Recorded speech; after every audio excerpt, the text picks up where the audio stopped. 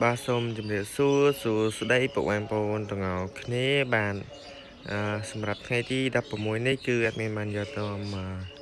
យកតម្រុយចែកជូនទៅកាន់បងប្អូនអ្នកគ្នា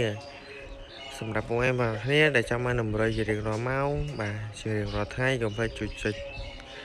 ចុចជាវនិងឲ្យមីដៃបាទហើយសម្រាប់ថ្ងៃទី16នេះគឺបាន admin បានឲ្យពីលេខត្រង់គឺ10គុត40គុតនិង78បាទតើទៅនឹងលេខអូសបាទគឺ admin ឲ្យអូស6និងលេខបុក7លេខបុកនឹង67អ៊ំពុំមីយើងតគ្នាលេងគុណទៅណាហ្នឹងហើយតើទៅនឹង3លេខគឺ admin បានឲ្យ973និង261ហើយលេខ ABCD អ៊ំពុំមីបាទតើតើនឹងតម្រុយថ្ងៃទី16នេះសូមជូនពរពុកម៉ែបងប្អូនអ្នកគ្នាហើយចាក់ឆ្នោតហេងទាំងអស់គ្នា